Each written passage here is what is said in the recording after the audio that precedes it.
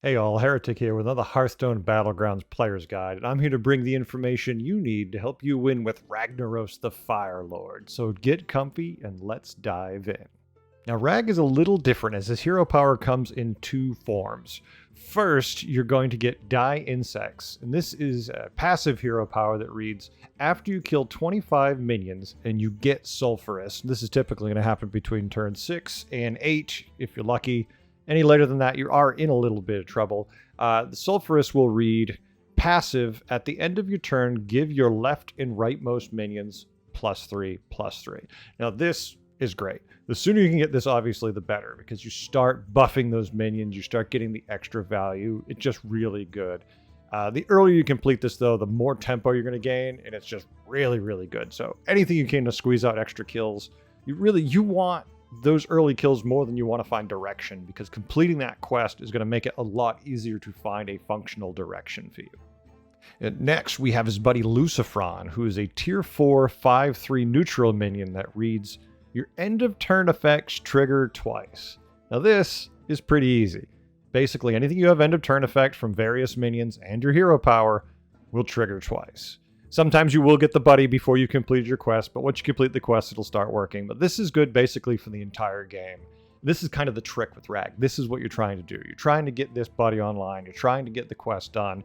And then you're just trying to get the minions you want to buff in the right position to catch all those crazy buffs. And when you triple Lucifron, it gets better because he's a 10/6. Not amazing, but it triples end of turn effects. And as you can imagine, that's kind of nuts. You really can scale out of control with this buddy once everything's online.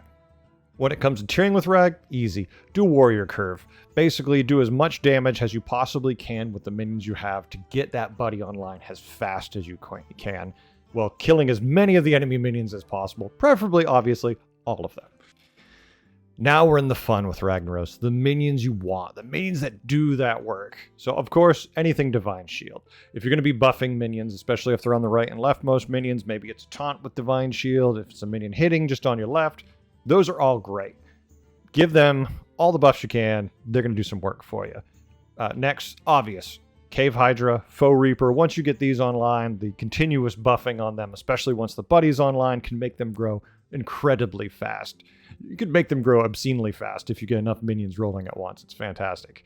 Gold Grubber. Gold Grubber usually doesn't quite grow fast enough anymore to work in the existing tempo of the games, but all of a sudden, if he's growing 2-3 times faster than he was before, he gets nuts quick. If you're running Elementals, Major Domo, he's going to buff extra time. So if you have a spot and you're just cycling Elementals and you've got Major Domo on the field, that leftmost minion is going to catch a ton of buffs. Well worth the investment there if you've got the space, which can be tricky to do here.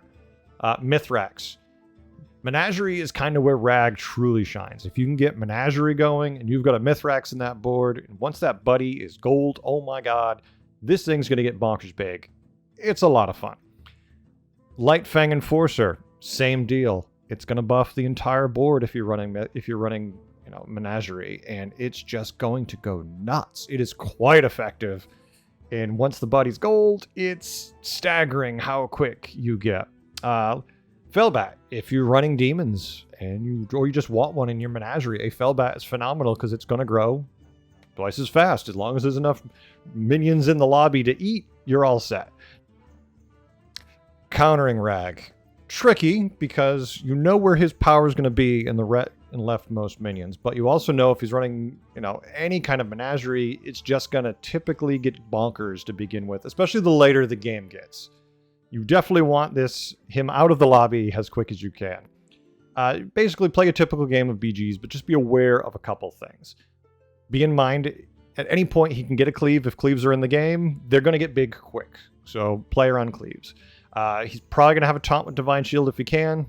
Be wary of Divine Shield taunt. It's going to be large, especially, it's going to be sitting in that buff position. It's going to get out of control quick. So anything anti-Divine Shield is good. But for the most part, a Rag in the early to mid game is going to have two very good minions. He's going to have that right and that leftmost minion that'll get crazy.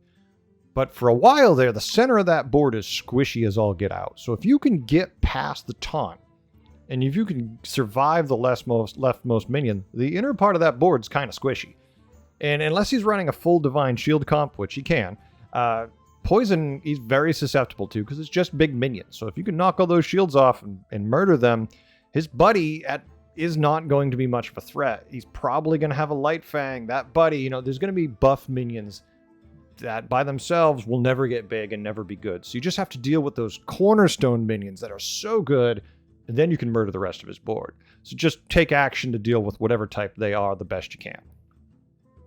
So Rag is a very fun and different hero. The fact that he has no hero power through the first few turns of the game and is very weak and susceptible to early damage. If you take a lot of early damage, you're in trouble with Rag.